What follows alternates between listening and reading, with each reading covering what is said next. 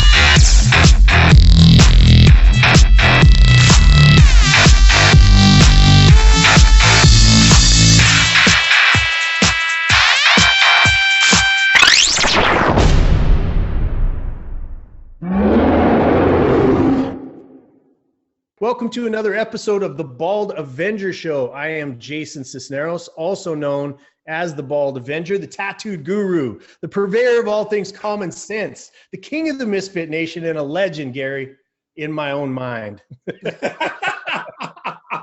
I love that, man. I love that intro of yourself. Yeah, it's good. You got to have a little humor in there, you know. Can't all be serious stuff. But welcome everybody, Misfit Nation. Welcome back to another amazing show. You guys, you're in for a treat tonight. You're going to learn some things. I know that in Misfit Nation, we are committed, very committed to optimizing our health.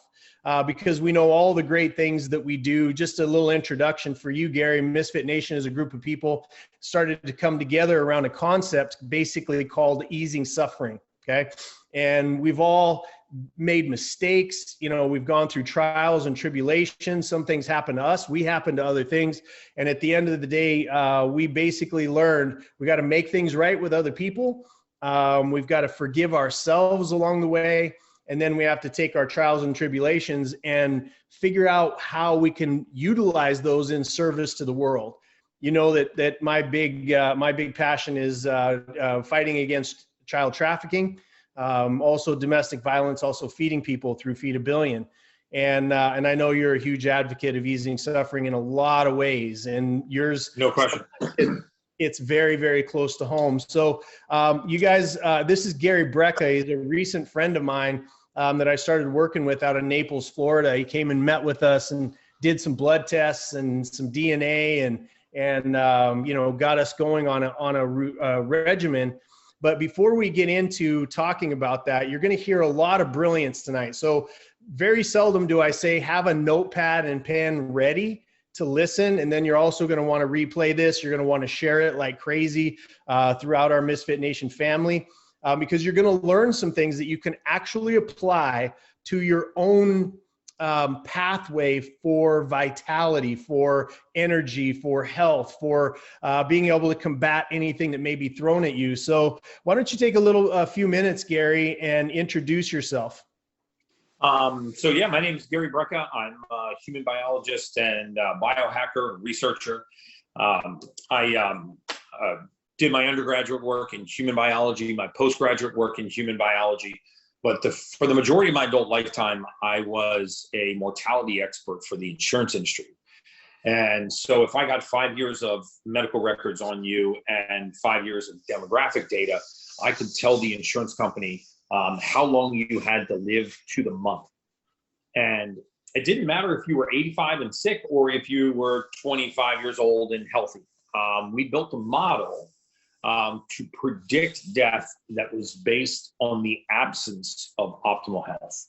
As strange as that seems, you know, until that time, you know, most mortality models were built around pathology or disease or age, and that's very easy, right? I mean, if you're or pharmaceuticals, But what if you're a 30-year-old male or 30-year-old female, and you've never been to the doctor, your blood work's perfect, you feel fine, you look great, you're maintaining decent weight, no big stress in your life, and the insurance company says, I want to know how many more months this person has left on earth. So how do you figure that out? And so what we did was we worked backwards from the one thing that we knew was common to every human being on planet Earth, and that is that all of us will eventually meet our demise the same way. The definition of death is lack of oxygen to the brain. And when that happens, that's the end. But we tend to have thought about it like it was an event, the proverbial bus, or gunshot wound, or heart attack, or old age. But really, that definition called hypoxia, lack of oxygen to the brain, is a long, slow, gradual process that happens to us over decades and decades and decades. It starts in our 20s and it ends when God calls us back. And that curve, not only can we lessen the steepness of that curve, we can flatten it out through anti-aging research and all of the advances in optimal health. Without the intervention of pharmaceuticals, without replacing good biometric function, we can level that curve out. And what we found was that the majority of pathology and disease that we faced, anxiety, depression, poor sleep, lack of libido, poor response to exercise, gut issues, thyroid disease, hypertension, cardiovascular disease, all of these things, hypercholesterolemia, hypertriglyceridemia, rather than actually being diseases that happen to human beings, these are just a lack of raw material in the human body. And if you can before we go down that path, because this is fascinating. I want everybody to understand where we're headed here, because what you're about to hear, and I mean it, have a pen, have a pencil ready, because you're going to learn some things that you can actually apply. But what I heard you say was you had a job where basically the insurance companies win the closer that they can predict our deaths, right? Yes. And you were one of those experts that could look at a series of information about what the things that we did, our health records, our blood tests, those types of things, and you could predict within a month. I want everybody to hear this, because we blazed right past it, but I want everybody to hear this. There are people like Gary in the world that can take the information about your life and predict when you're going to pass based on your behaviors. And what I heard you say was, if there's a curve that's a naturally occurring curve before there's any intervention whatsoever, you can predict that. And what you're saying is and what I remember from our conversation, you were like, why don't we start addressing that? And you take that curve up and even level it out to a certain degree for those of us that want to extend not only the length of our life, but the quality of our life. Am I hearing you right? No question.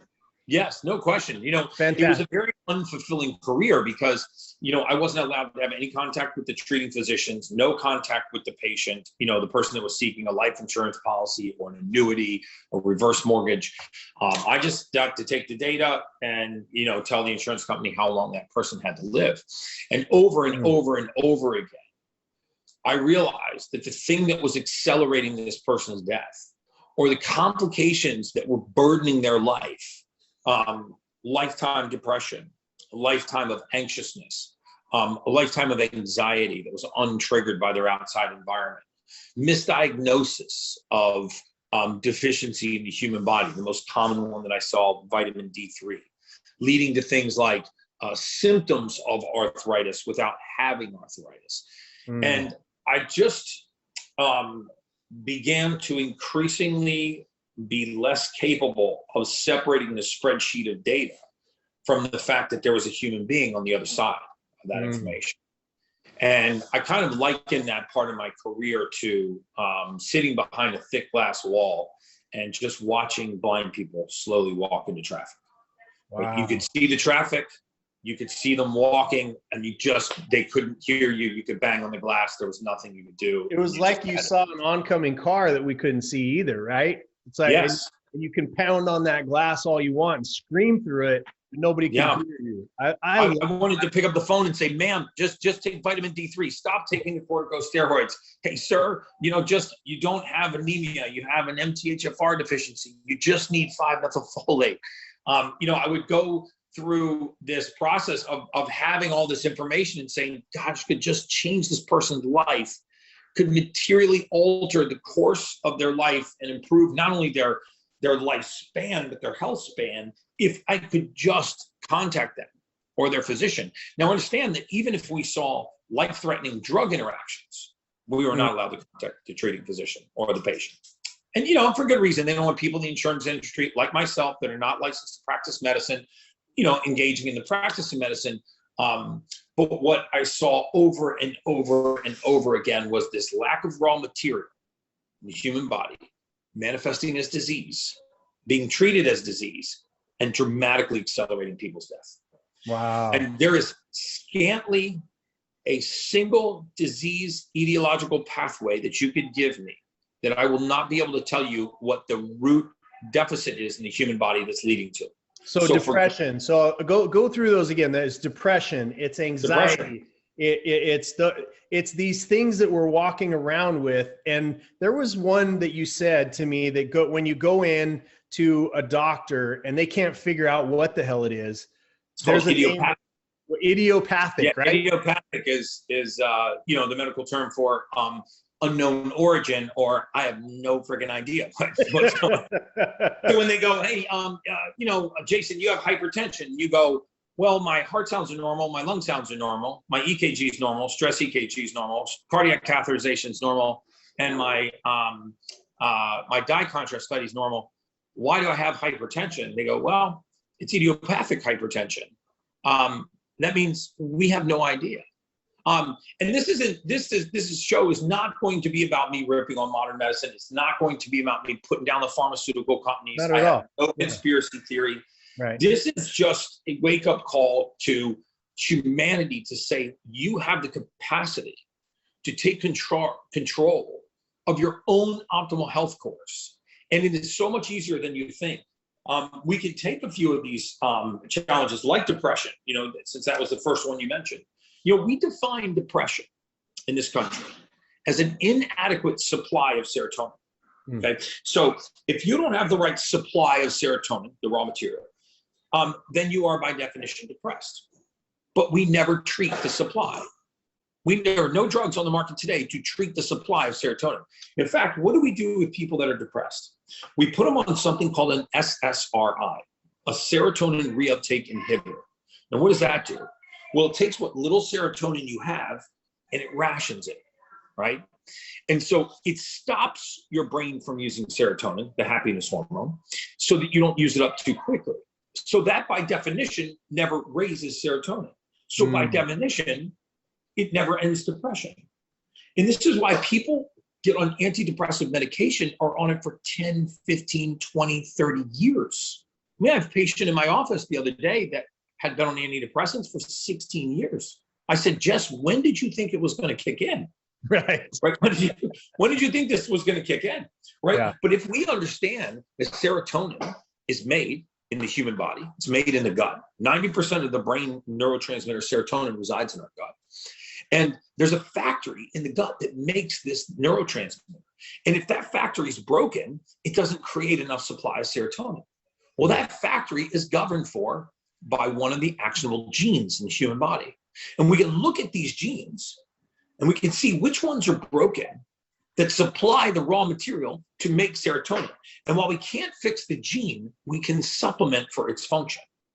And when we supplement the human body for the raw material that makes serotonin, the human body starts to make serotonin again. And as serotonin rises, depression eviscerates. Because you were never depressed, you just lack the raw material serotonin.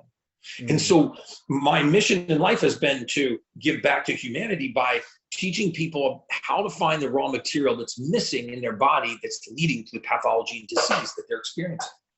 Well, one of the things, go ahead. Well, I was going to say, one of the things you and I talked about when we first met was a small lecture that I did with a group of physicians where I asked them by show of hands, How many of them were treating patients for genetically inherited thyroid disease? And then I said, by show of hands, how many of you treat patients for genetically inherited cardiovascular disease, hypertension, hypertriglyceridemia, or hypercholesterolemia?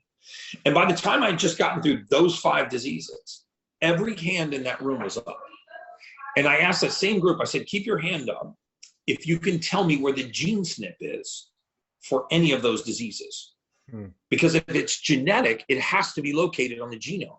And we've mapped the entire genome. So tell me which gene carries one of those 6 diseases, and every single hand went down. So I said, wait a second. You mean to tell me that every physician in this room is treating people for a genetically inherited disease that does not reside on the genome? Because if it doesn't have a location on the genome, that means it doesn't exist. And so what is it? How does a grandfather, a father, and then a son all have hypertension? How does drug and alcohol addiction run through families? How does depression and anxiety run through families? Why does thyroid disease run through families? It's not because we are passing on the disease. We do not inherit disease. We inherit the deficiency in raw material that leads to those diseases. We did not inherit the disease. And if we correct the raw material, we correct the disease. So for example, hypertension, high blood pressure. Let's say you have high blood pressure and you found out your dad had high blood pressure and your grandfather had high blood pressure. So you quickly buy into the fact that, well, it's familial, it's genetic, it's my family history. Well, you didn't actually inherit high blood pressure, or your doctor would be able to tell you what gene your grandfather passed on to you that has high blood pressure. What you inherited was a gene mutation called MTHFR. This gene lowers an inflammatory compound in the human body called homocysteine. If you can't lower this compound, your blood pressure goes up. So, and you lower this by taking simple nutrients like 5-methylfolate, like B complex, like methylated B vitamins, like amino acids, L-methionine. So when we start to think about human physiology as roots that are deep down in the soil that go all the way up to the leaves of the tree, and anything above the soil is what we can see, then wherever there is disease, from the trunk to the branches to the leaves, what we need to do is we need to get down below the soil, and we need to find out what raw material is missing that is causing that to occur. It's funny, arborists do this, botanists do this. When a tree is diseased, they rarely look for bugs and insects and something attacking it. They look for a lack of raw material in the roots. And human beings are no different. And this is true with depression, with anxiety, with poor gut issues. I can promise you right now, there are people listening to this podcast that are suffering from anxiety. And if they're suffering from anxiety, I would be willing to bet that if they are over 25 years old, they have had anxiety on and off for their entire lifetime.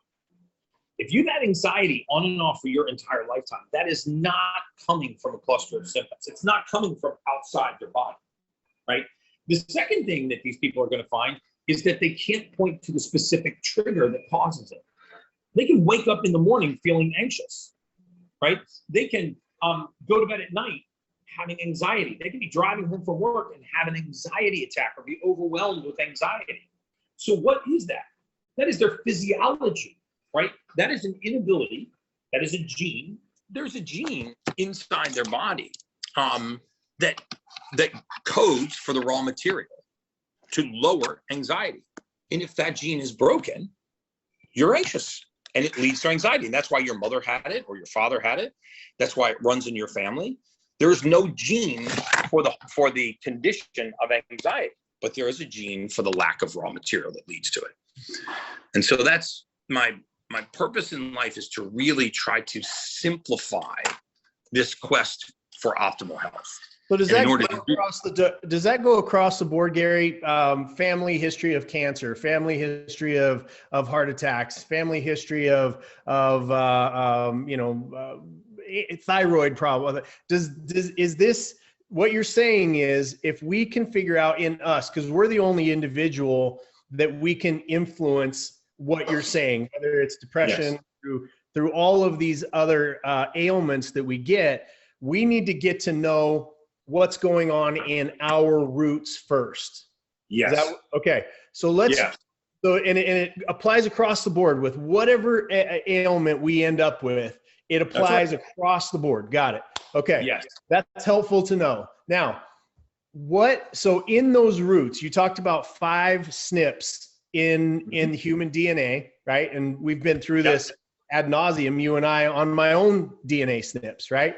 Yeah. And we went through that, and the things that I learned, I want everybody to hear this from me, because Emily and I both went to this man, and without seeing any of my past medical history, without seeing any of her past medical history, without talking to us about anything that was going on with us, took this SNP, the 5 SNPs, and then came back on the phone with us, and he said, okay, here's the challenges that you've had throughout your life. This and this and this and this. You want to talk about, I mean, it takes a lot to shock me these days.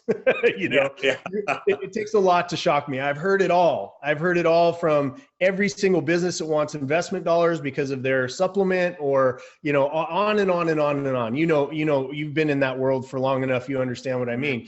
And both Emily and I were on the other end of the phone looking at each other going, this is unbelievable, because you were spot on, and all you had were those SNPs and a recent, you know, blood test, and you didn't really even reference the blood test. You know, you were going right from that. So let's go there. Let's go to the roots and talk about those 5 SNPs. So in order to develop, you know, the analogy that I use is, let's say you're a pilot, right? And you're at 39,000 feet, and you got a dashboard of information. You got to think about, what information do I want on that dashboard? Well, the kind of information that you want, if you're 39,000 feet above the surface of the earth, is you want actionable information. You don't care about anything that is noise. You do not care about the weather in Houston if you're flying over North Korea, right? So you wouldn't have the weather in Houston on your dashboard, right? So what you would have is your altitude, your airspeed, your location, all your compass headings, things that are relevant to flying that aircraft. And the human body is no different. So the question is, how do we develop our dashboard? What information do we want to put on that dashboard so that we fly safely at the appropriate altitude? Because optimal health is the absence of the good, not the presence of the bad. So in other words, the lack of optimal health is the absence of the good. It's the absence of raw material. It's just like if I use the analogy with you that if I asked you to make me a chocolate chip cookie, but I didn't give you brown sugar and I didn't give you chocolate chips. Well, there's nothing wrong with you. It's just that you lack the raw material to complete the task. So the human body is the same thing. So I want to repeat that for everybody so they hear it. What's happening, it's not the presence of bad, it's the absence of the good that you're not getting through your roots. Okay, I want to make sure that I'm translating. Go ahead.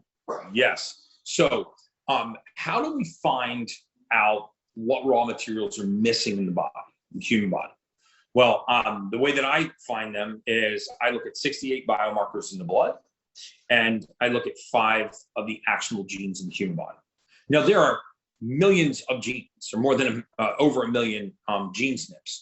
But why do I need to know if you have detached earlobes, or olive skin, or brown eyes, or light hair? That's not actionable information. I can't do anything with that information. What I want to know is what is working and what is not working in the human body that is providing a raw material that is essential for optimal function. So in other words, I want to find out what's missing from the chocolate chip cookie recipe that's keeping me from completing it. In your case, I didn't give you brown sugar. I didn't give you chocolate chips. As soon as you get those 2 ingredients, voila, you can make a cookie. The body is the same way. So we look at these 5 actionable genes, right? And they code for a very specific process in the human body called methylation. Methylation is the process that human beings go through to take something from its non-usable form and convert it to its usable form. If you have a gene that is supposed to provide that function, take something we can't use and convert it to something we can use, and it's broken, not only does the substance that your body cannot use build up, but the substance your body needs is deficient. And that begins the process of pathology and disease, of brain fog, of poor sleep, of lack of libido. of ADD, of ADHD, of OCD, of poor response to exercise, of weight gain, and poor myelination, nerve disorders. All kinds of issues go on in the human body when we deprive it of raw material. And so I'll just go through, some of them briefly, because I could do another 3 hours on the actual gene. But I'm going to give you the most common gene mutation in the world. You may want to write this down. It's kind of a funny one. When you write it down, you'll see why. It's called MTHFR. Can I say what the nickname is? This is the Bald Avenger show, brother. Okay. So it's called the motherfucker gene. and 44% of the population has it. All right. Now, if you want to Google it, make sure you capitalize it all. MTHFR. Right. Now, this gene mutation is a simple inability to methylate folic acid. 44% of the population has it. They cannot convert folic acid into its usable form. Doesn't sound like a big deal. But folic acid is the most prevalent nutrient in the human diet. In 1993, our really intelligent federal government decided that our entire grain supply had to be sprayed with folic acid. All white flour is sprayed with folic acid. All white pasta is sprayed with folic acid. All grains are sprayed with folic acid.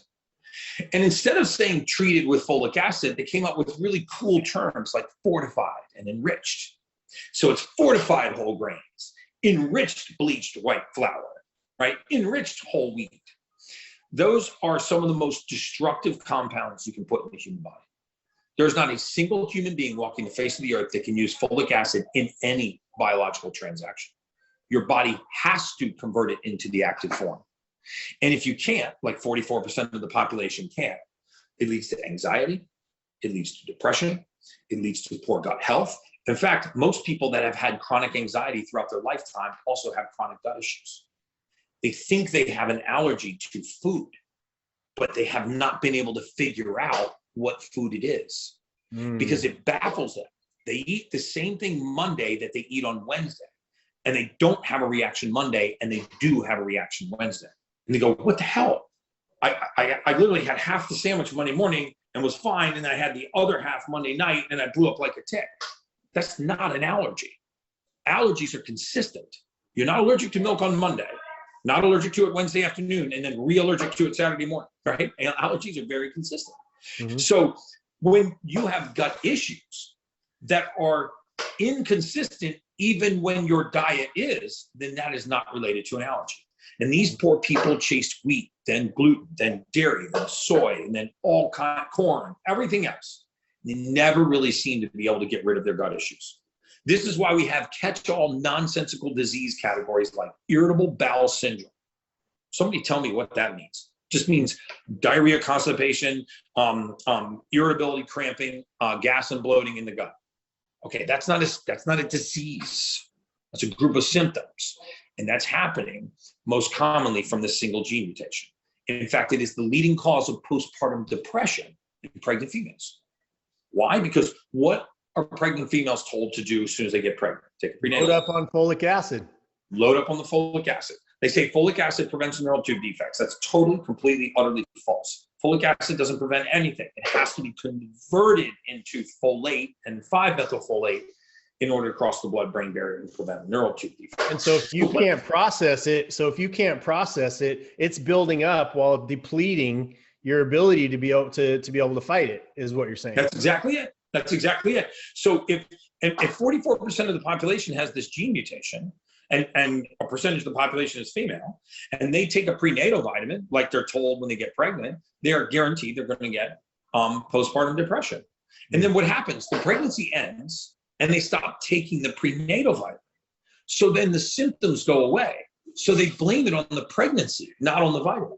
Wow. And really, it was the presence of that vitamin. It was the absence of the raw material methylfolate that led to the depression. If they have a homozygous break, meaning the gene is completely broken at that location, which is less frequent, they will get postpartum depression and a temporary form of diabetes called gestational diabetes, which is a form of diabetes you only get during pregnancy. You don't only get diabetes during pregnancy. It's just you took so much folic acid during pregnancy that it led to that condition. So most people at that MTFR, they have a broken one. And what I learned from you is that you get a defect in these 5 SNPs. You get a defect from one of your, if you have one. So it's either you either don't have one, or you get it from one parent, or you get it from both. Yes. And getting it from one parent means that the gene works 40% of the time. Getting it from both parents means the gene doesn't work at all. It's shut off completely. It's shut off, which means the symptoms are more severe, right?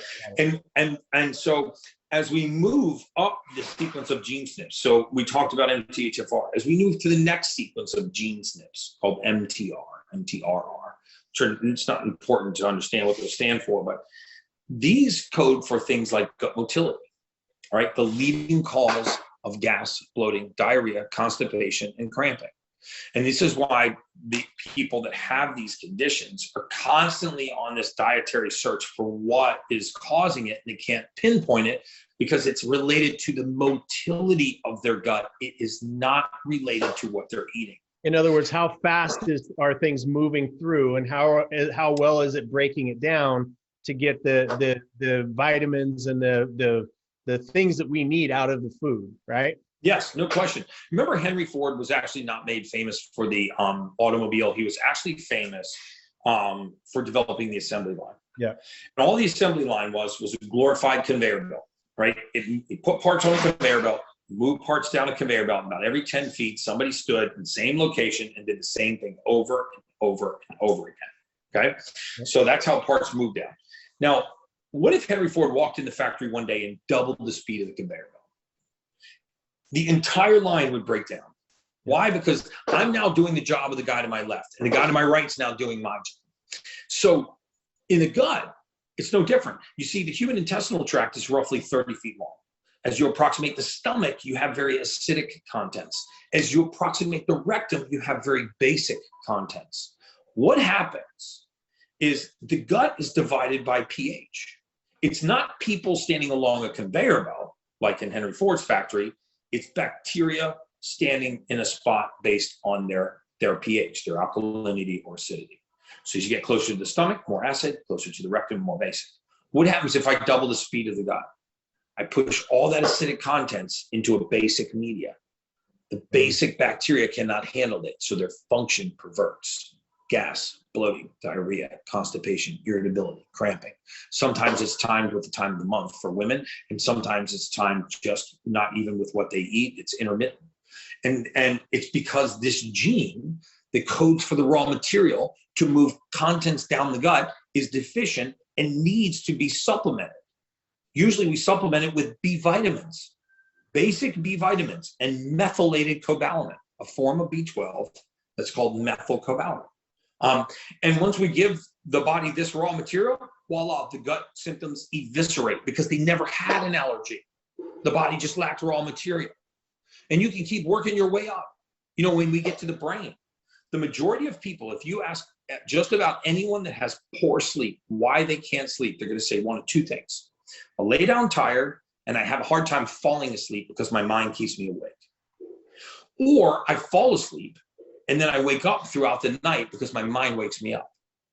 In either case, I'm not thinking about life-changing demonstrative thoughts. You know, it's not like divorce, bankruptcy, loss of a loved one, not the kind of stuff that should keep you up. It's like, did I get everything on my grocery list? You know, does my belt match my shoes?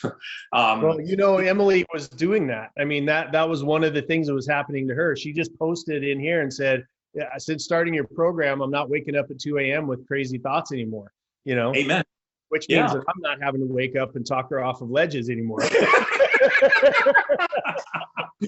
but you guys got a BOGO, 2 for 1 better sleep. That's 2 awesome. for 1 better sleep, man. Boom, boom. But I want to my BOGO program, yeah.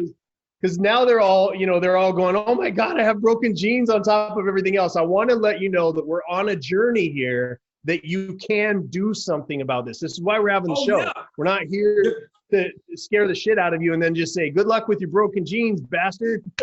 Yeah. No, listen, get the gene SNPs tested. You only do the test once in your life. Right. You do the test once in your life, you find out what's broken, and then you supplement for it. Otherwise, you're supplementing just for the sake of supplementation, which is crazy, right? I mean, we read an article in Men's Health, like, oh, salt palmetto is good for the prostate. Boom, I start taking that. And then I read that CoQ10 is good for my liver. Boom, now I'm taking that. And I should have Himalayan sea salt. And I had St. John's wort. and vitamin C and zinc, magnesium and L-methine. And next thing you know, I've got a supplement cabinet full of stuff. And I even forgot why I was taking or what the targeted outcome was. When you could just sit down and ask your body, hey, bro, what do you need? What do you need to sleep better? Because the problem that Emily was struggling with and you're talking about is that there's a gene that codes for the production of neurotransmitters. Mm-hmm. And that same gene also degrades neurotransmitters. It quiets the mind. And so if you lack the raw materials to quiet the mind, specifically an amino acid called L-methionine, if you lack the raw material to quiet the mind, then as your environment quiets, your mind wakes up. And so if your environment quiets the most when you start to go to sleep, so now your mind starts to chatter. And this gene mutation interrupts a process called staging, which is like if you imagine yourself sitting in the theater, right, in the front seat of a theater with a stage in front of you. And as you have a thought, it's like a thought coming to the front of that stage and engaging you in a dialogue. Well, when you're done with that thought, it should degrade and exit the stage, right? Most of the time, when people are told they have ADD, ADHD, or OCD, they also have poor sleep. It's because of this process of staging. So I finish this thought, but the person stays on the stage, and I continue that conversation, and now a second one comes up, and then a third one comes up, and then a fourth one. So you actually don't have attention deficit disorder. You have attention overload disorder. You are paying attention to too many things. It's not that you can't pay attention. It's that you're paying attention to too many things. And then what happens is these people say, well, I work really well under pressure. You only work well under pressure because you're incapable of prioritizing things on your own because staging is interrupted. So what happens is external pressure creates your priorities. So you spend a lifetime handling emergencies. You spend a lifetime putting out fires. You're putting out fires because you lack the capacity to prioritize yourself, because your body lacks a simple amino acid like L-methionine and cannot quiet the mind so that you can focus on the things that are important. So these people, for example, will be closing on their dream home, right? With 45 minutes left to get the paperwork back to the broker on their dream home. And they're at their desk working on the paperwork, and they get an Instagram message and they go, oh, what's that? Bing. They start looking at their Instagram, and it's their neighbor's kid's cousin's kid fishing in a lake. I'm like, oh, I wonder if he catches the fish. Now, meanwhile, they're using their dream home, right? So it's like 35 minutes, 25 minutes, right? The window's closing. And then they go, oh, shit, I got to finish this paperwork. And they hurry. And they get it in right at the bell. And they go, man, I work well under pressure. No, you don't work well under pressure. You lack the capacity to create priorities because your body lacks the raw material L-methionine. So when you find these raw materials, it is liberating. Your cognitive function, your waking energy. Probably 50% or more of the people on this podcast right now will get a great idea in the bedroom. And by the time they walk to the kitchen, they will wonder what the hell they're doing in the kitchen. That's not Alzheimer's. That's not dementia. It's just brain fog, right? And brain fog comes because our mind is not quiet, right? We're not quieting the mind properly. When we put the raw material to the body to quiet the mind because we're not being supplied that raw material because of a gene SNP, then that problem eviscerates. Yeah, I can tell you, my team hates you because I already had a lot of energy. Oh yeah, because your energy is through the roof now. Yeah. Yeah, I mean, it's not like you're taking a bunch of caffeine. It's not like that. It's like the body can just go and go. And I was already built like that. And like you said this, which blew me away again in the initial interaction that we had. You said that I do the things that I do, but it's out of sheer willpower. Yes. Right. At that time, yeah. Yeah. And then that was, I understood it because I'm a strong-minded person. I mean, I don't care. I mean, I ended up getting E. coli that caused a whole bunch of gut issues that then, kind of plagued me, but it was that mindset. And now with giving my body those right, building blocks, as you're saying, it's more intensified now because now I have the mindset and the body set to most of us are going to, if we're lucky, are going to find our passion and purpose in life, right? We're going to find something we're passionate about. We're going to find out what our purpose is in life. We're going to have that filled feeling of wanting to pursue that. But very few of us really find our physiology. Very few of us really tap into optimal health as a resource. A lot of us are dragging this anchor off our stern. Instead of filling the sail with wind, it is an anchor off the stern. And by that, I mean that your physiology is like the water over the rock, right? The old Chinese proverb, if you put a boulder in the middle of a stream, it may take 1,000,000 years, but the stream will wear that boulder down to a grain of sand. Why? Because the stream is relentless, right? It's relentless. And so your physiology is relentless. So many of us have a hard time reaching elevated emotional states, passion, elation, joy, arousal, libido, right? But if we understood what mood and emotion really was, right? What is a mood? What is human emotion, right? What is an emotional state? It's nothing more than a collection of neurotransmitters. Every emotion that a human being can experience is a collection of neurotransmitters, which means that every emotion has a recipe. And if you take something out of that recipe, one raw material, it doesn't turn out the way that you want. So for example, if I said you can bake any baked good that you want, I'm just going to hold back butter. Just one ingredient, doesn't sound like a big deal. Just think of the number of recipes that would affect. And now translate that to a neurotransmitter, right? There are dozens of neurotransmitters. Well, what if I just say I'm not going to give you serotonin. You can make any mood you want, but I'm just going to snatch serotonin from your list of ingredients. Any emotion that requires serotonin as a component is now going to be elusive, right? So most of us are not existing in the upper emotive tier because we don't have the raw material to get there. And our genes determine, these 5 axonal genes determine if we have the raw material to reach those emotional states. Now, look, I am not saying that post-traumatic stress disorder and mental disorder and stress and life events cannot impact your mental function. That's not what I'm saying at all. But what I am saying is for us to perform optimally, we require the raw material that our body needs to assemble these recipes. So elevated emotional states require 3 things, okay? They require 3 things. Number 1, they require significant levels of oxygen. If oxygen levels are low in your blood, which is one of the reasons why I look at how well your body transports oxygen, you are incapable of reaching an elevated emotional tier because oxygen is an actual component of high emotional states. This is why no human being has ever woken up laughing. It's impossible to wake up laughing, right? You can wake up angry, you cannot wake up laughing. You can be dead asleep and I can pinch you. You can instantly wake up from a delta wave of sleep angry. Like, wow, what the hell? You know, that really hurt. But if I want to tell you a joke and make you laugh, I got to wake you up, orient you. You have to breathe. You got to get oxygen to the brain. And then it can assemble the emotional state of laughter, right? So one of the best things that you can do in the morning to elevate your emotional state is to breathe. I breathe for 8 minutes every morning religiously. I use the Wim Hof method. That's one of the things that I never, ever, ever allow myself to not do. Because by raising the oxidative state of the brain, we can battle, lower emotional states. And then the second thing is they require neurotransmitters. Neurotransmitters are mostly made in the gut. There are genes that control the production of neurotransmitters, and they require certain amino acids. And if you have those things, you'll raise somebody's emotional state permanently.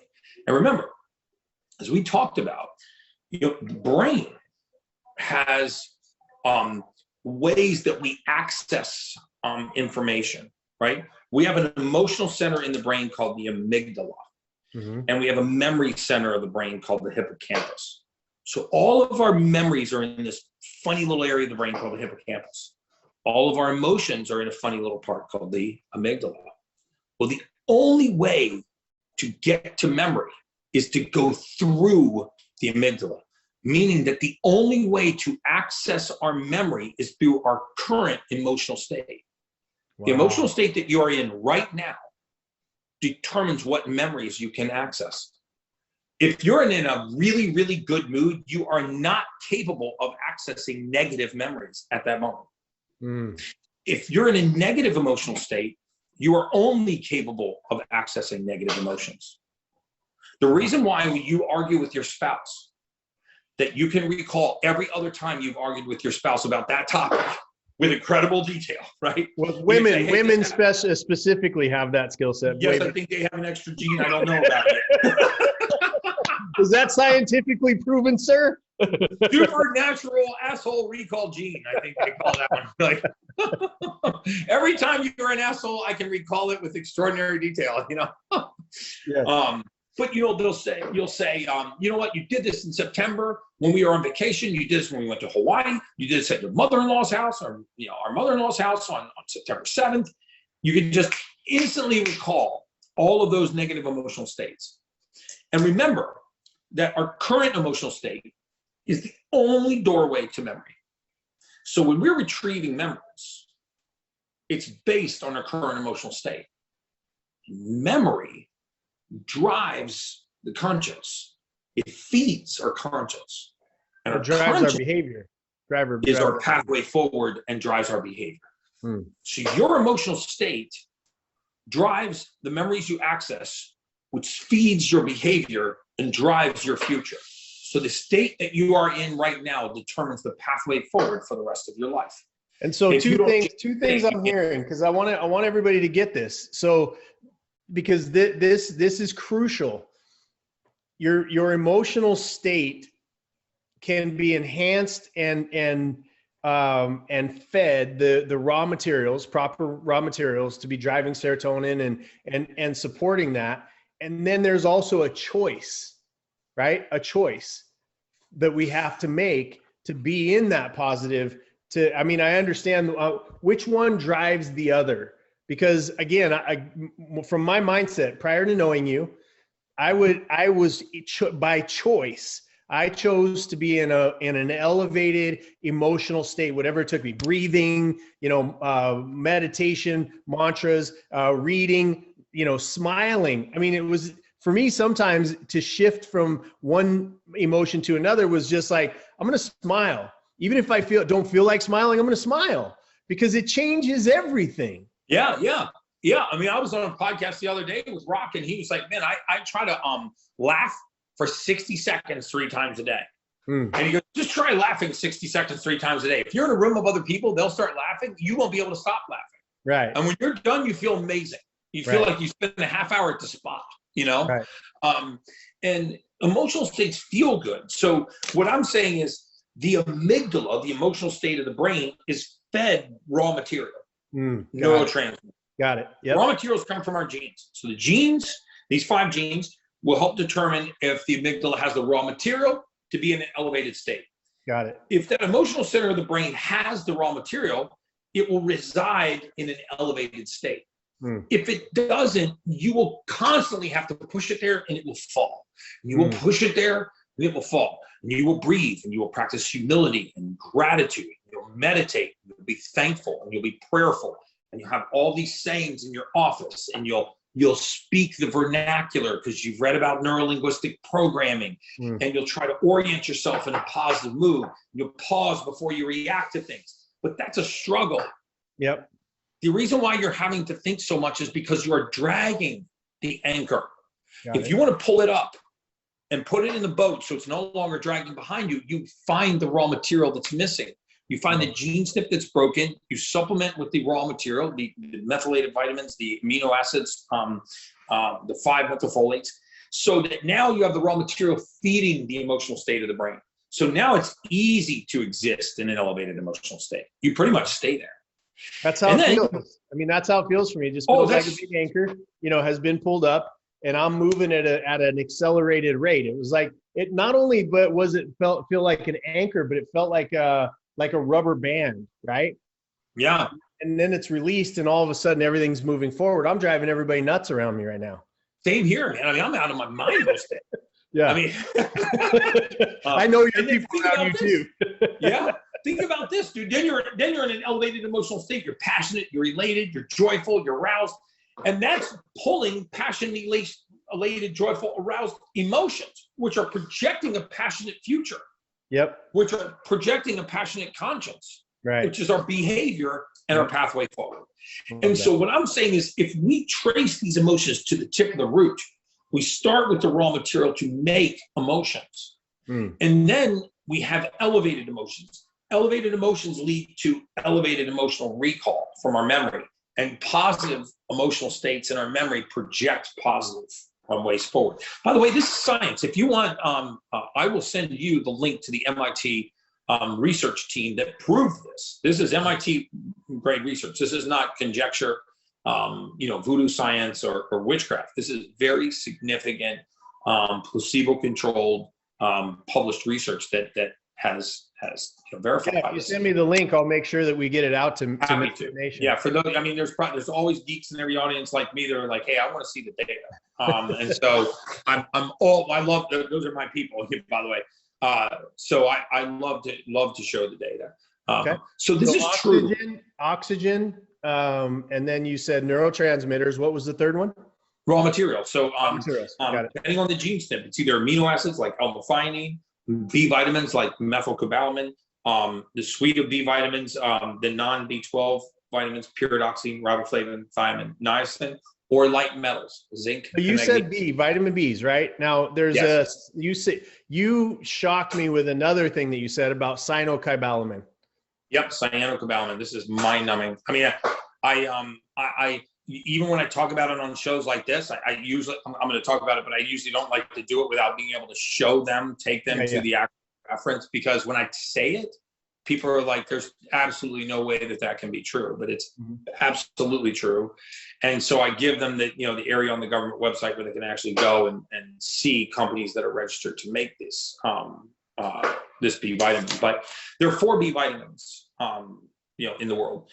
3 of them occur naturally in nature: hydroxycobalamin, methylcobalamin, and something called adenosocobalamin. These are found naturally in nature. Meats, other foods naturally contain B vitamins. So B12 is a metal, okay? Just like zinc or magnesium. Believe it or not, we think of metals in the body as being bad. Heavy metals are bad, but light metals are super necessary in the human body. B12 is one of the most prevalent ones, and it's the cobalt metal. When we put it in the body, it's called cobalamin, okay? There's a 4th type of B vitamin that the US government allows us to manufacture in this country, and it's called cyanocarbon. It's entirely man-made. It doesn't exist anywhere in nature. And it is made from hydrogen cyanide and the cobalt metal. Hydrogen cyanide, which we use in chemical weapons, by the way. Yep. So I'm talking about the chemical weapon agent, hydrogen cyanide. We take that chemical weapon agent, we bind it to the cobalt metal, and it is called cyanocarbon, cyanide-based B12. So when the cobalt metal detaches and goes into a cellular reaction, you're left with a floating cyanide molecule. And the cyanide molecule, in order to leave the body, your body doesn't recognize cyanide. It's not a metabolite. It's not an amino acid, right? It's not a vitamin. It doesn't know what it is. So it either binds to oxygen or binds to light metals and leaves the cell with them. It's a thief. It's just like 2 people come to your house to give you a gift, right? Methylcobalamin comes to dinner and cyanocarbon comes to dinner. Methylcobalamin shows up, drops your gift off, and then on the way out, it takes your trash and takes the trash out for you. Because methylcobalamin will, when it drops off the B12, the cobalt metal, a methyl group will actually lower inflammation on its way out of the cell. It will lower homocysteine and take a little bit of inflammation with it, right? Cyanocarbon shows up at the dinner party, gives you a gift, and then steals your shit on the way out. Takes your silverware, goes into your watch drawer, takes a couple of ties and some of your belts and your nice pair of shoes, sticks it in a bag and leaves. It takes things that are necessary from the cell. It takes oxygen, it takes light metals. So we can actually put this poison into the body. In fact, cyanide-based B12, cyanocarbon, is the leading ingredient in prepubescent children's vitamins. Flintstones, Centrum, the leading selling vitamin in the world, is made from hydrogen cyanide. This is destroying us. Most of us are taking supplements right now that are killing us. Yeah. Most of us are taking supplements with folic acid, and 44% of the population cannot methylate folic acid. So people that have chronic anemia, why do we have chronic anemia. Because what do we do for people that are anemic? We give them iron, B12, and folic acid. Yeah. Well, what about the 44% of the people that can't process folic acid? It's not going to help their anemia. As soon as I replace the folic acid with a methylfolate, the anemia is gone. Why? Because it was an absence of raw material. They didn't really have anemia. They had the absence of raw material. And once we found out what raw material it was, then the anemia eviscerated. And I can tell you this is true for some of the most common diseases affecting humanity today. One of the largest ones is thyroid disease, right? I mean, if I was to ask by show of hands, the people listening to this podcast right now, how many of you either have or know someone that has thyroid disease, I promise you almost 100% of the hands would go up. That's right. Why is thyroid disease so common? We have a pandemic of bad thyroids? No, we have a pandemic of not understanding how the thyroid functions. We hold the thyroid responsible for crimes it does not commit all the time. It's like your friend General Flynn. He knows what it feels like to be a thyroid. Yeah. So what happened? I mean, to that great patriot, by the way, it's just a travesty. But what happens to the thyroid is that it produces two hormones, T4 and T3. Okay. Only the little known fact is that it only produces 20% of the T3 hormone in circulation. So where does the other 80% of T3 come from? It is methylated from T4. So if I lack the raw material to convert T4 into T3, T3 will be low. If T3 is low, we call it hypothyroid. If you have hypothyroid, we medicate the thyroid gland. The thyroid gland only produces 20%. So we held the guy responsible for 20% of the problem, responsible for 100% of the problem. You know what I mean? If I was a detective and a crime had been committed, and there's one chance, 80% chance this guy did it, and a 20% chance that guy did it, probably investigate the 80% guy first. But that's not what we do. We always go to the guy that is only 20% responsible and hold him accountable for everything. So that's how we treat thyroid. As soon as we find the raw material, in this case, it's methylated vitamins, L-methionine, again, SAMe, acetylmethionine, L-methionine. As soon as we find the raw material that's missing and that thyroid hormone starts converting, the thyroid function comes back to normal because you didn't have thyroid disease. You had the absence of raw material. And I could do this with so many disease etiological pathways in the human body. It's just so exciting, so refreshing to know that, man, maybe I don't have poor sleep or poor gut health or anxiety or depression or ADD, ADHD, OCD, manic depression, all of these issues, PTSD. Maybe I don't have chronic arthritis. Do you know how many times I saw people come through our mortality analysis that had chronic clinical deficiencies in vitamin D3? Let me promise you one thing. The single most important human compound in the human body, and there's not even a distant second, is vitamin D3, cholecalciferol. When God made man, he made us with the ability to make one vitamin. A human being can only make a single vitamin. Okay, all other vitamins we have to get by diet, supplementation, drinking, eating. So, but we make vitamin D3 on our own. We make it from sunlight and cholesterol. When we're deficient in this vitamin, it wreaks havoc on the human body. If you look at COVID, for example, they say COVID disproportionately affects minorities. Has nothing to do with the fact that they're a minority. It has to do with the pigment of the skin, lowering the level of vitamin D3 and suppressing the immune system.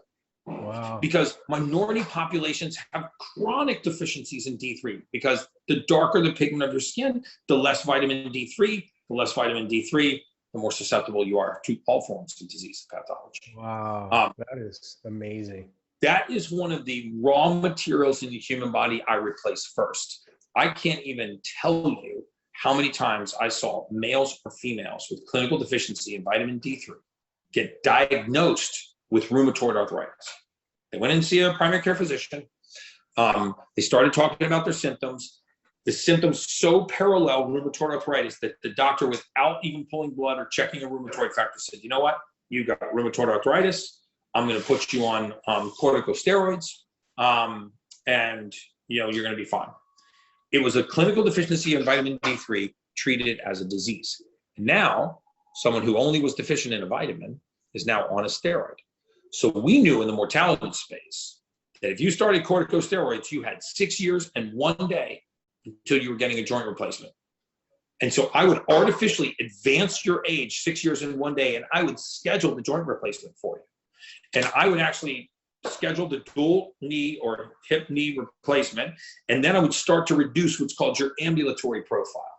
And as your ambulation reduced, I'd bring in all the diseases that exacerbate with reduced ambulation. And I could very accurately predict your demise because you were being mistreated for a simple lack of a raw material. You're being treated for a disease you didn't have. I mean, look, I didn't do this stuff. Harvard did. And I think Johns Hopkins repeated it. Yeah. But the third leading cause of death in this country is medical error. So you have cancer, you have cardiovascular disease, cancer, then modern medicine. Now, it's mind-numbing to think that modern medicine is the third leading cause of death until you think that it's the third leading cause of death in the industry designed to prevent death. That's when it really gets scary. The world's waking up to that, brother, isn't it? I mean, the world is waking up to the fact that their intent is not to get us well. It's to keep us sick, right? And there's a to use your earlier term, there's a conveyor belt of sickness that they can keep us on, which means a predictable cash flow, right? And a predictable thing all the way to the end, where then it also pays off in an insurance policy. Like, it's unbelievable how predictable this has become. And there's an awakening of brilliant minds like yours. I mean, yours has been awake for a long time, but that's why I wanted to expose you to my community and to say, look, we can take control of this. And I guarantee you what's happening, over in Misfit Nation world right now is there's people looking through it and which B vitamin do I have? Oh, yeah. and they're on the computer. Throw it out. Right. And they're on their computer ordering D3 like crazy. So I love these guys. Because they're action takers. They're action takers. Look, here's what I know about you. You are radically generous with your time. And you are radically passionate about your subject. I want to honor your time. We're at an hour now, and I want to honor your time. And I want to just say, if there's something else that you want to go off on, let's do that.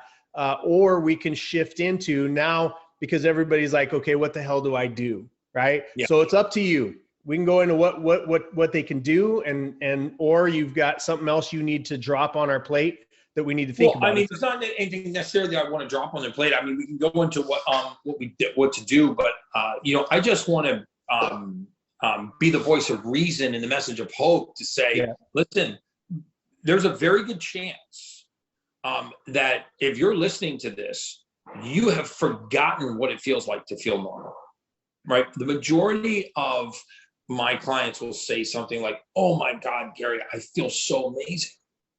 And I remind them that they don't actually feel amazing, right? They just feel normal. You just didn't really know what normal was supposed to feel like because you just had this raw material deficiency your entire life. When you said that, we were talking about, you and I, when we were in private, you were saying that that's the reason for alcohol addiction in a lot of places, drug addiction, sex addiction, whatever those addictions are. It's because they're not trying to feel this extra great sensation. They're just trying to feel normal. Amen. I mean, brother, that hit my heart in a way that will never change. I'll never forget that conversation. Yeah, because what I said specifically was, if you talk about addiction in all forms, drug addiction, alcohol addiction, sex addiction, gambling addiction, nicotine, sugar, you name it. The absence of dopamine is the presence of addiction. What raw material is missing in addiction is the raw material dopamine. Okay, so the neurotransmitter dopamine is absent. So the dopamine receptors crying out for stimulus. You can spot this in children that get addicted to video games. When I say addicted to video games, there are children that can play video games for 10, 12, 14 hours in a single day and not eat or drink anything. And if you snatch that video game, they go nuts. Like an alcoholic or a drug or a sex addict getting in their way of performing their addictive behavior. it causes significant conflict. Now, you might not recognize it as an addictive behavior. You might just say the kid likes to play video games. But the absence of dopamine is the presence of addiction. And so what I said to you was, these people are not seeking a high. They're seeking normalcy. And then the sad thing is they become addicted. In their search for normalcy, they now have an addiction. And now they're running from a low, not towards a high. And that's why I have so much, I got goosebumps on my arms right now. I mean, as you can see, my legs too. Because that's why I have so much empathy for these people. Because these are not people with a problem. These are not people that want to get high or want to drink more than they love their family or want drugs or alcohol more than they love their children. To the outside world, that's a very superficial way of looking at it. These people have a deficit, a hole, physiologically that they can't fill.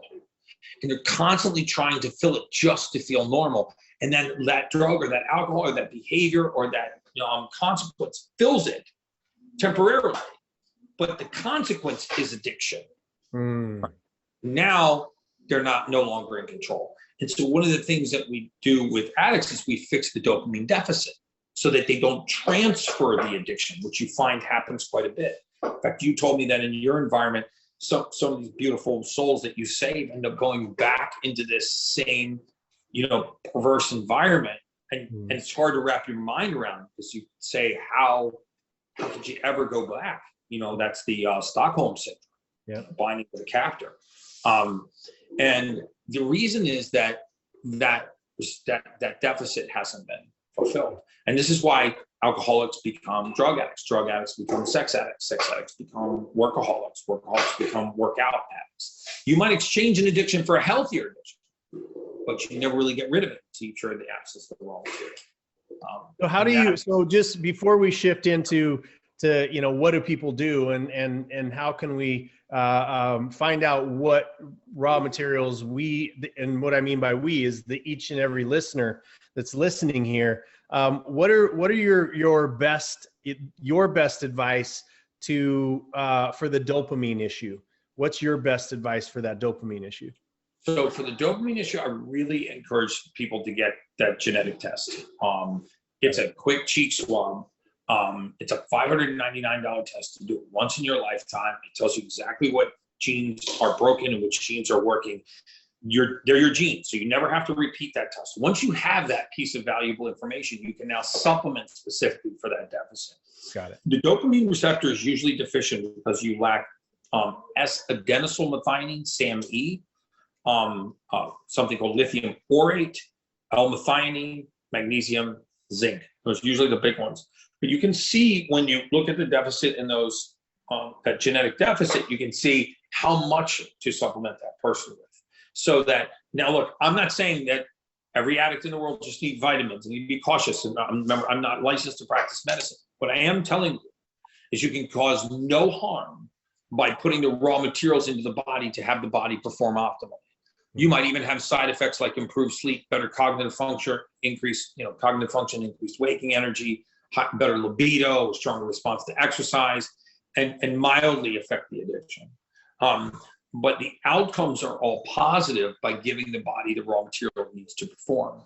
So usually it's those four things in dopamine deficiency. So if what I tell people to do is develop this dashboard, right? Get the 68 biomarkers in their blood, the 5 actionable genes that are looked at for raw material, and then stop guessing, right? I mean, the smartest thing I think successful people do is they are very cautious about who they take advice from. They're very, very cautious about who they listen to. So where do they get their information, right? So where are you getting your information on optimal health? From your neighbor, from your spouse, from your trainer, or are you getting it from your own biome? Because if you ask your body 68 biomarker questions, it will not lie to you. It will give you a specific grocery list. It's like, hey, you're going to the grocery store, you want to know what I need? Here it is. Check, check, check, check, check. Right? And if you come back with these ingredients, I promise you I'm going to function optimally. And you combine that with a genetic test to find out what raw materials are missing in the gene pool. And then you are on your way to a level of optimal health that you never thought possible because you just lack the raw material to think that you could get there. Yeah, I'm living it. I'm living it. This is not a conjecture or theory. And I know a lot of the people that have worked with this man, and I'm one of them, and Emily is one of them. And it's not conjecture. It is absolute fact. And everybody knows that has followed me for any period of time knows that health is one of the cornerstones. Right. It is the cornerstone for our energy, for us to be able to do philanthropic things, for us to run successful businesses, for us to be in successful relationships, for us to have to be amazing parents, or, you know, to raise amazing kids and to affect and impact our society. This is one of the big drivers. Right. So what I heard him just say, and again, it's my own translation, is that when you get the blood test and the DNA, it gives you your shopping list for how to give your body the right materials for your optimal health. You personally, the person that's listening to this on replay or on Spotify or iTunes or wherever you end up hearing this message, that there is a way for you to take back control, stop guessing, and stop putting it in the hands of people who either don't know or don't care, right? Mm-hmm. And all they care about is their specific supplement or their specific surgery or their specific, medication or whatever it is. This is, I believe, the greatest first place to start. Mm-hmm. Yeah.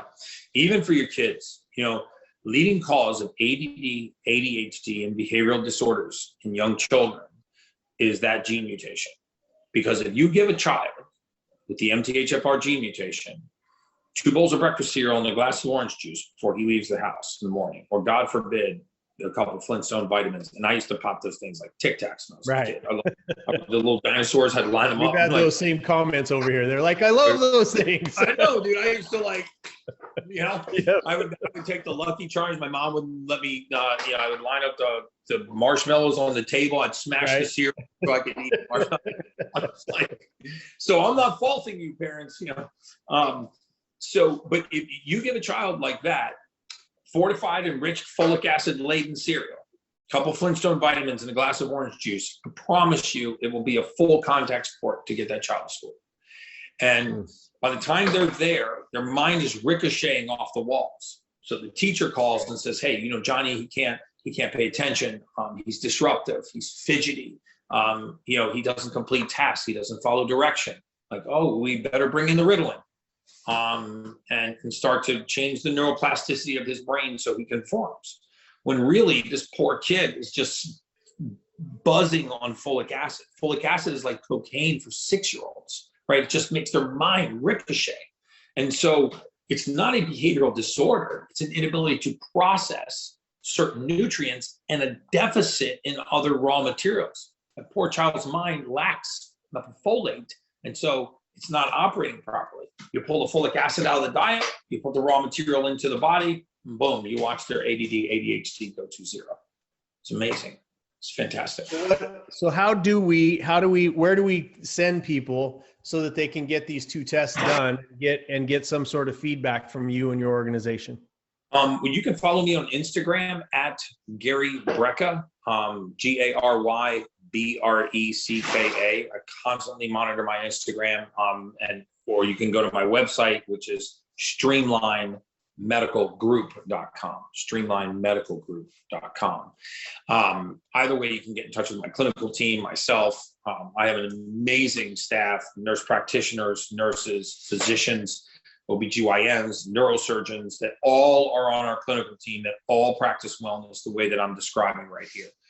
Remember, I'm not licensed to practice medicine, but I have a whole team of people who are. So people that have significant conditions can get the help that they need by looking at just deficits in raw material. Now, the majority of what I do is I help good people become great. But I also like to help people like you do that are significantly less fortunate, that are not able to even get the basic necessities and get those into their bodies so they can perform optimally. I work with a lot of, you'll see on my Instagram, world-class athletes, celebrities, A-listers, entrepreneurs, some of the biggest names, and celebrities in the world. But I'm not just confined to that space. I'm confined to the entire space of humanity. I feel like I've got a lot of time to make up for the years that I wasted predicting mortality. I've been able to justify that to myself because it gave me a skill set that I can now go out and share with the balance of humanity. But the rest of my adult life. That's where we connected, I think, at a super deep level, brother. One of the first things that you asked me was, how can I help the women and the children in your community? Was one of the first things that you asked me. And that gave me a glimpse into your heart. And then, meeting your daughter, who's brilliant, just brilliant and talented. And then the rest of your team is as well. So I love that about you. And I want people to take this seriously. And we'll have the website. Everybody knows when we post this up on Rumble or YouTube or whatever, we'll always make sure that the way to get in touch with this brilliant man is going to be, we're going to make it easy for you to do it. And I highly, highly recommend it. Big stamp of approval, been through it, done it all. And, I'm reaping the rewards and the benefits from it. Again, my team might be upset with you, but one of my team, and he did it too. So. No, I just went and saw him, Joe. Yeah, Joe and his beauty as well. Oh my God, dude, they're great people. I just I was in Washington D.C. for a meeting at the Moroccan embassy, as a matter of fact, and then I went to Annapolis and spoke at his gym to about 20 folks, and then went out to there. They're great people, man. You guys are doing God's work, man. So I'm really just humbled to have you guys in my life and to be a part of the organization, helping with it. I appreciate that, and we appreciate you coming into our lives when you did. Thank you. And just adding so much value. You do it wherever you go. If I let this go, we would be here for another 3 hours. I promise you all. But I respect the time, and I know he has a life too. But thank you, Gary, for the work that you're doing. The eyes that you're opening, the lives that you're touching, the lives that you're changing. Because again, that's our mission, is to ease suffering. And amen. The way that we can do that, this is a fundamental way that we can help everybody that is suffering from in any way, shape, or form. This is a place to start. And like you said, you do your DNA once. It doesn't change. You don't have to get it done every 6 months. You figure it out, figure what you can do at whatever your budget level is to enhance your ability to optimize your health. And therefore everything else is going to be benefit from it. So Gary, thank you, brother, for being here. Is there any parting shots, any parting wisdom that you want to leave us with? Or well, I just want to tell you guys that optimal health is elusive for most people because they just lack simple raw materials. The human body is a beautiful, amazing, wonderful machine. And if we just give it the resources that it needs, it's going to function like the beautiful machine that God made it out to be. So I just wish everyone optimal health, wealth, happiness. It's just science. That's my say. And you live it, brother. So again, huge thank you. I know you're getting a bunch of thank yous from the Misfit Nation over here. Awesome. But thank you. I appreciate you, and I'll be seeing you soon, I'm sure. That's good, Jason. We'll talk soon, brother. All righty.